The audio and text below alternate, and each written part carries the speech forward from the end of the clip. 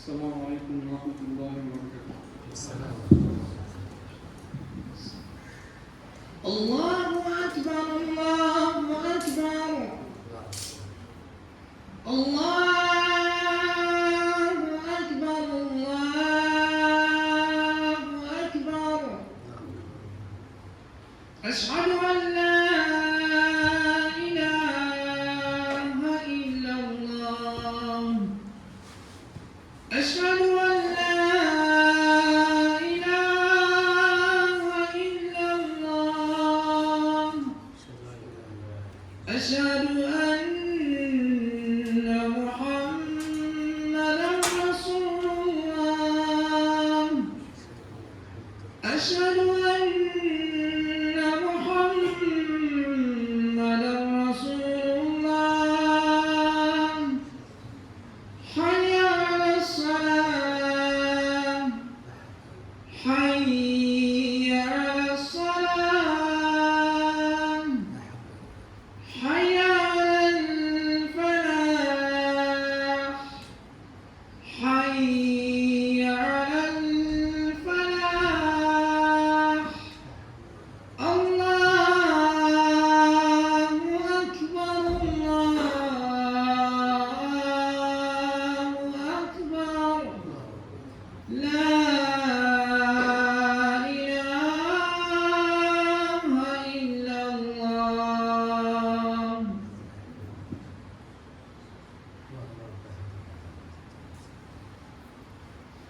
إن الحمد لله نحمده ونستعينه ونستغفره ونعوذ بالله تعالى من شرور أنفسنا ومن سيئات أعمالنا.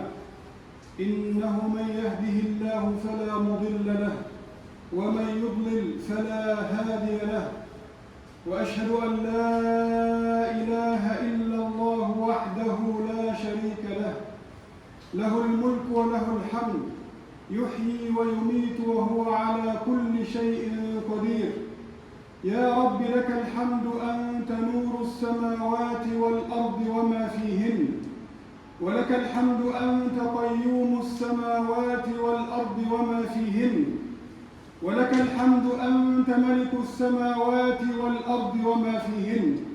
أنت الحق ووعدك حق ولقاؤك حق والجنة حق والنار حق. وأشهد أن سيدنا محمدًا رسول الله. نشهدك يا ربنا أنه قد بلغ الرسالة وأدى الأمانة ونصح الأمة، فكشف الله تعالى به عن هذه الأمة الغمة، وتركنا على المحجة البيضاء ليلها كنهارها لا يزيغ عنها إلا هالك. فاللهم صل وسلم وزد وبارك على هذا النبي الأمي الأمين وعلى آله وصحبه ومن استنى بسنته واقتفى أثره وسار على دربه إلى يوم الدين. يا أيها الذين آمنوا اتقوا الله حق تقاته ولا تموتن إلا وأنتم مسلمون. يا أيها الناس اتقوا ربكم الذي خلقكم من نفس واحدة وخلق منها زوجها وبث منهما رجالا كثيرا ونساء، واتقوا الله الذي تساءلون به والأرحام إن الله كان عليكم رقيبا. يا أيها الذين آمنوا اتقوا الله وقولوا قولا سديدا يصلح لكم أعمالكم ويغفر لكم ذنوبكم، ومن يطع الله ورسوله فقد فاز فوزا عظيما.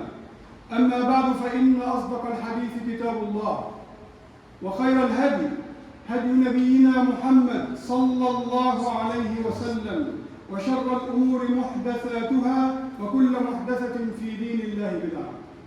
أما بعد، فيقول الله تعالى في كتابه العزيز: يا أيها الذين آمنوا إن كثيرا من الأحبار والرهبان ليأكلون أموال الناس بالباطل ويصدون عن سبيل الله، والذين يكنزون الذهب والفضة ولا ينفقونها في سبيل الله فبشرهم بعذاب أليم. يوم يحمى عليها في نار جهنم فتكوى بها جباههم وجنوبهم وظهورهم هذا ما كنزتم لأنفسكم فذوقوا ما كنتم تكنزون. My dear brothers and sisters in Islam, Assalamu alaikum wa rahmatullahi wa barakatuh.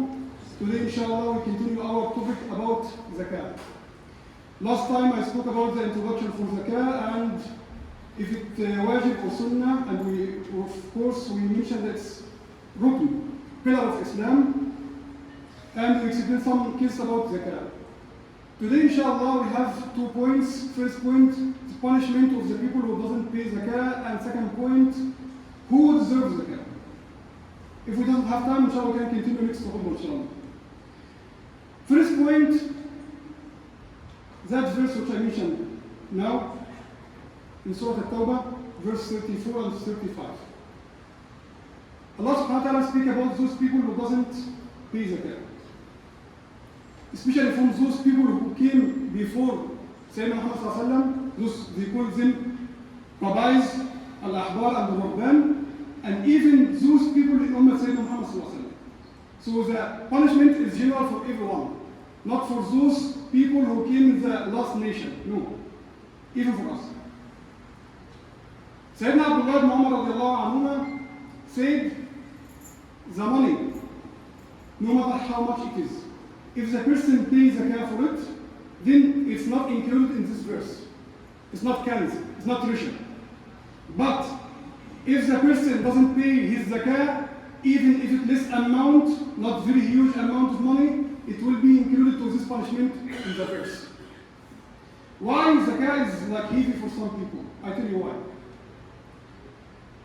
When you are working hard and have less money, you don't know the value and the enjoyment of the money. Like someone, if he have apple, never eat apple all his life. Then one time he tried to eat one apple. What he will do later? He will do his best to buy 1 and 2 and 3 and 4 because he realized that apple is very oishi, very tasty. But before he doesn't know. That's the danger of the money. If you have less money, you can like continue your life. It's okay, inshallah. But more money, your heart will be attached with money too much. You will be worried about your money. You will love money. You will do your best to get more and more and more and more. And the Surah said, there is no any limit to make you satisfied. No limit to make the person satisfied. If you have $1 million, you will not be satisfied. If you have $2 million, you will not be satisfied. If you have $1 billion, you will not be satisfied. No limit for money. No limit for money, and your heart will be more and more and more deep in love with money. That's why when you pay Zakat, you will feel, I don't like to lose my beloved money. This is the point. That's why Allah subhanahu wa ta'ala puts that kind of punishment for the people, to make them wake up. Any money you are paying as Zakat, actually it's not your money. Any money you are paying for Zakat is not your money. It's haqq Allah subhanahu wa ta'ala. Be careful from this point. So 2.5% you are paying every year is not your money. It's not something you are doing for mashallah, you are very good. No. It's haqq Allah subhanahu wa ta'ala. Not yours. You have to pay it with good feeling, as ibadah, as you are performing the third pillar in Islam. Not a person who said, I'm doing my best and I am a high person and I am a very good Muslim and I am doing something which will increase the value of Islam. No, actually we are nothing, all of us. We are just doing what Allah subhanahu wa ta'ala ordered us. You have to behave like this. You are a servant of Allah subhanahu wa ta'ala and you have to obey Allah subhanahu wa ta'ala. So that one of the punishment about the people who are not paying Zakah, we have hadith reported by Imam Bukhari radiallahu anhu and narrated by Sayyidina Abu Hurairah radiallahu anhu. Speak about those people who are not paying Zakah. In the day of judgment, their money, which is Zakah, which they didn't pay it, Allah subhanahu wa ta'ala will change his money to be like very huge snake, cobra. Very huge one. and that huge snake will surround the body of that person and will be tight, will destroy every part of his body. And that snake, one of the most dangerous ever. You know why? His head is very white. You know what is the meaning of white of a snake? It means the most snake which have poison ever. More poison, more it becomes white. And that like scary poison, like scary snake will bit his two like sides of his face. And he say, I'm your money, I'm your treasure, I'm your zakah which you didn't pay for the people. That kind of punishment, you can imagine. You know it's like what? It's like you are growing up small lion or tiger. You are growing up and feeding him every day until he becomes 3 or 4 years old, then he eats you. Same. You are working hard to collect more and more money, and then not paying zakah, that zakah will be your punishment in hereafter. Same as you are growing up lion or like some dangerous animal, and last, it will eat us. This is the punishment. Punishment of those people who are not paying zakah. Allah subhanahu mentioned this verse in Surah Al-Tawbah, verse 34 and 35. It will change to fire. That gold and this silver will change to fire. And it will burn the face of that person and his 2 sides and his back. What kind of punishment is this? For what? For a small amount of zakah? And look, all of us, paying more than 15% from our salary every month. Not every year, every month, right? Every one of us paying. Why? Because if you don't pay, they will take your visa. You will be kicked out of Japan, right? But when Allah subhanahu wa ta'ala tell you that to be just 2.5 every year, no, it's bad, I will lose my money. I have many duties to do. This is the mentality. The third pillar of Islam, unfortunately, many people don't know anything about it. Just name. Islam is Shahada, Salah, Zakah, Siyam, Hajj. Only. Name. What is the details? Nothing. So, no one have some wisdom, he will be ready to receive that kind of punishment. Actually, this punishment before going to hellfire. This is before. Hellfire is another story. This, Sayyidina this is in the day of judgment. During Hisab, during judgment, that kind of punishment he will receive.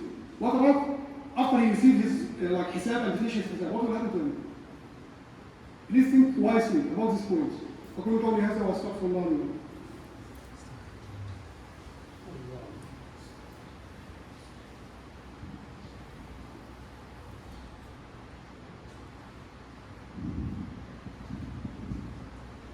الحمد لله رب العالمين والعاقبة للمتقين ولا عدوان إلا على الظالمين وأشهد أن لا إله إلا الله ولي الصالحين وأشهد أن سيدنا محمدا عبده ورسوله الصادق الوعد الأمين عليه أفضل الصلاة وأتم التسليم أما بعد.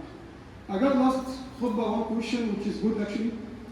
Someone asked me like if I pay the tax in this country or any other country, it means I should not pay zakah, right? I say no. Tax is a thing and zakah is a thing. Tax is the haq of the country you are living. You are enjoying their service, you are giving tax. Zakah is haqq Allah subhanahu wa ta'ala. No matter how much money you are paying for tax, zakah is separate subject. So you must pay zakah, no matter if you are paying tax or not, it's another issue. Please don't mix. This is our first point.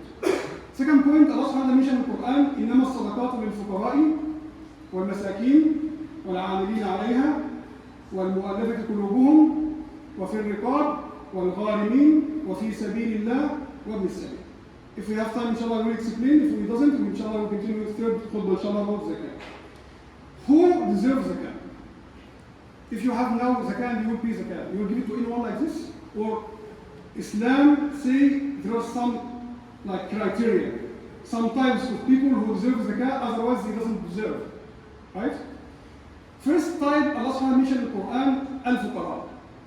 Why he mentioned al-fuqara first, poor people first? Because they are the most needy people and the most people who deserve zakat. That's why he mentioned them first, not last. You see al-fuqara. Al-fuqara, if we have the definition of al-faqir or the person is poor, actually in Mazhab al-Ahnaf and Mazhab al-Shafi'iyya and what scholars say like this and this, you don't need to go deep in, you don't need to go deep. I will make it easy for you. Al-faqir, the person who is poor, he is very needy person, but doesn't ask anyone to help him. Clear? Because if you open the book and see what Ulama al-Ahnaf said and what Ulama al-Shafi'iyya said, you will get confused. Because it needs a specialist person to give you this information. Not anyone opens the book by himself. It's not allowed. So al-faqir, the first type. The person who are very needy person, but he have iffa. He doesn't ask anyone to help him. This is the first person. Al-miskin, also very needy person. Al-miskin, especially in Mazhab al-Ahnaf, you see al-miskin more, like he need money more than faqir. It's Mazhab al-Ahnaf. Our Mazhab, type. Like Shafi'iyya say no, faqir first, then miskin. Both of them have their dalil, have their evidence. No one of us even has the right to speak about he is correct or wrong. Who are we to speak about this point? They are big ulama, not us to speak about them. So al-miskin, the person who doesn't have money, he needs money, but he asks people to help him. There's a difference. Even in Surah Al-Kahf, أما السفينة continue أما السفينة فكانت لمساكين يعملون في البحر. Right? They have ship, but they are مساكين. Why? They have business, but they are مساكين. Why? The benefit which are coming from this business or from that ship, not enough to continue their life. So it's not even necessary that miskin doesn't have anything. Maybe he have house. Maybe he have house. Maybe have a small business, but it's still miskin. Because that kind of benefit of this work, not enough to cover all what he needs. So please don't misunderstand the real meaning of miskin or faqir. Maybe you see someone have house or a small car, you say, no, he never made anything. Who told you like this? Allah knows what he needs. Allah knows what he needs. Maybe he needs more than anyone. Don't get confused because he has that kind of shape or that kind of thing. Maybe he needs many things, but he just doesn't speak with people.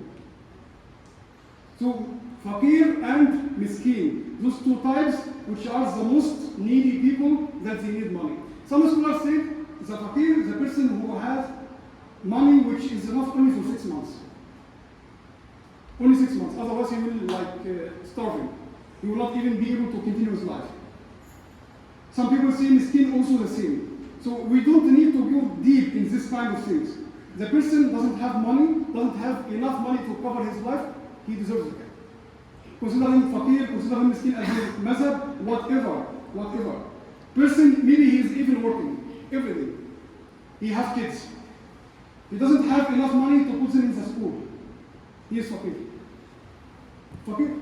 He's taking salary every month, but he's faqir. Because he can't cover all what he needs. I'm not speaking about secondary things. I'm speaking about main things. Even education in our country is main thing. You should cover it for your kids. It's not necessary. It's not unnecessary thing. It's main thing. Especially Islamic education. It's main thing.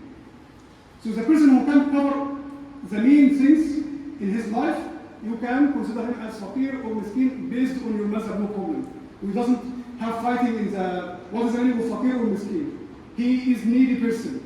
He doesn't have ability to cover what he needs. He is needy person. You can pay zakat for him. So al-fuqara and al-masakin. Al-amilin alayha, the people who are collecting zakat from those people who pay zakat. So they come, we can call like his employee, person who collects zakat from people and give it to the people who deserve it. So his job not only to collect zakat, his job to collect zakat and pay it for who deserve it. Those people also deserve zakat, no matter if he is rich or not. But the amount of zakat which we pay for that third type is not like poor people and miskin. No, it's something like salary.